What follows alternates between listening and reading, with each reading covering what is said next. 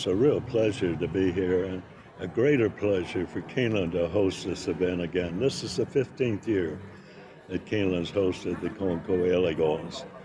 And it's a wonderful thing for us to have an opportunity, not for the community itself to come out and see the grounds, but it draws, fans from all over the country. This is our 82nd year, and Keeneland is proud to be such a part of the community and part of the industry. One of the things that we have always felt strongly about was being a responsible partner, and what profits that we make over the actual cost of operation, we give back to about 35 charities, and it's one of Keeneland's proudest missions. Now, you asked me about my first car. I don't think anybody is alive here where they had. When I came back from World War II in the Pacific, my father gave me a new 1947 Ford two-door coupe. I loved it. I drove the hell out of it. But I don't think it would be eligible for, it'd be a small peanut out here, but this one. But it's very interesting of the wide range of cars that are here, the historic ones, and then over in the car park here are ones of recent vintage. But the interesting thing to me is the pride that everyone takes in their own individual car, and how the public appreciates being able to talk to the owners and ask them direct questions about it. So Keeneland's just proud and privileged to be able to host it for the 15th year.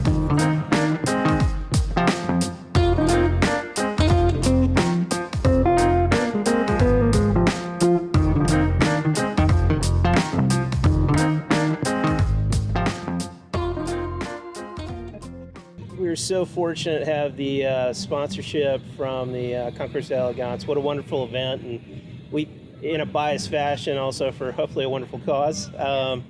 KCH has always been a benefactor of that, and the Children's Hospital is such an important part of the community, and yeah, it goes back beyond where I started with Kentucky Children's, and it's just great to see it continue. Speaking from the standpoint of the Children's Hospital, we see ourselves as positioned to be there for the community and the greater community.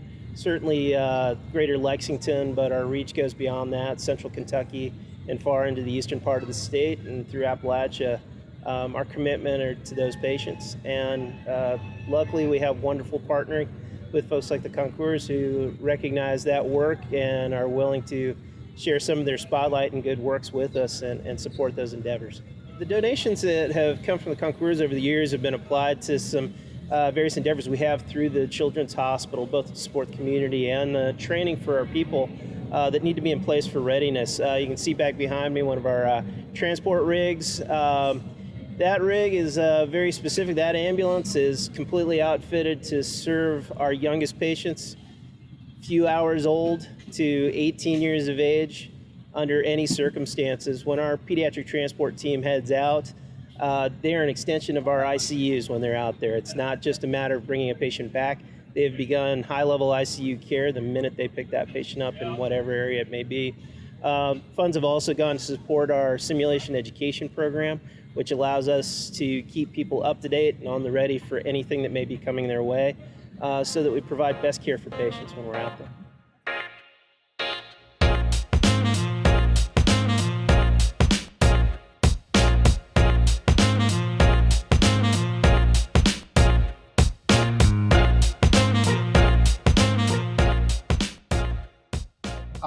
The Classic Car Club of America, we have our own events, and those events are somewhat private, certainly not attended by this type of public. And the fact that a Concours event can allow you to bring your car out, meet other people that you wouldn't normally see at a club event, and share your car. I mean, that's what it's all about. We love to drive them. We love to show them. For me, it's important that I share this. I've been spoiled because I grew up with this in my family. And the fact that I can bring it out and share it with other young kids that may never get a chance to sit in a 1928 Lincoln or to sit in a rumble seat or ride on the running board or whatever, if I get that opportunity to do it, I'm going to take it every time. Give us a little bit of history. Sure. 1928 Lincoln. It's what they call a dual cowl Phaeton. It has two windshields, so the passengers in the back have their own windshield.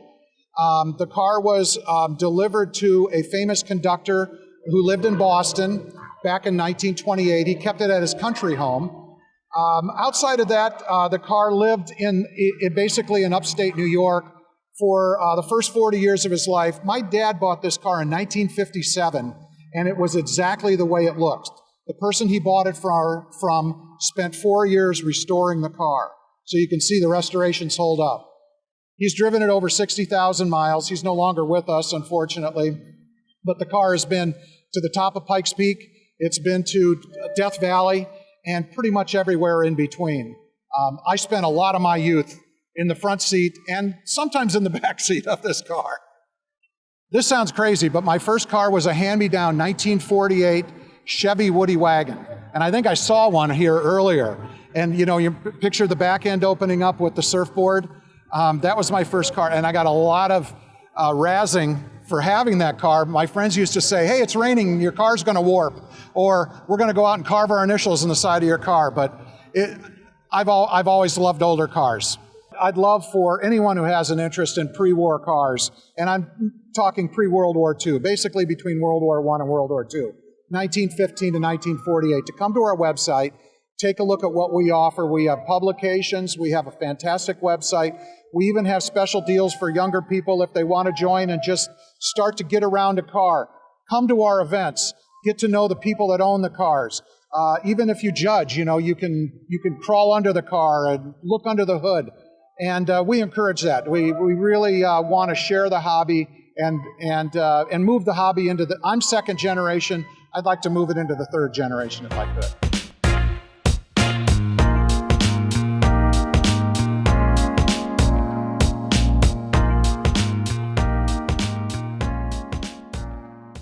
This is an event that we look forward to every year.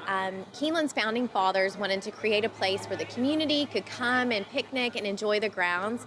And there's no event that really brings the community out like the Concours. It's such a unique event. It's just a great utilization of the beautiful grounds that we have here at Keeneland. We love our partnership with the Concours and love that it ties back to the Kentucky Children's Hospital. Their commitment to the hospital and raising money to help the children here in Central Kentucky is so impactful and ties together with Keeneland's mission of always finding a way to give back into everything that we're doing.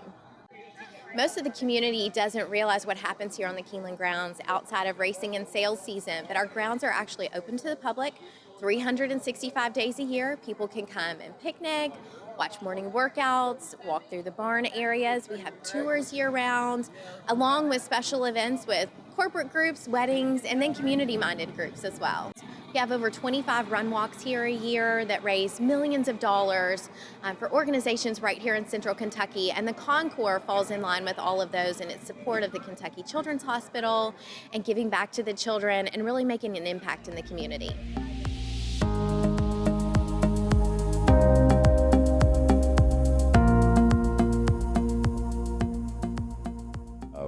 My crew is, I've got half a dozen graduates from McPherson College working in my shop, and they put their hearts and hands and heads into making the cars ready.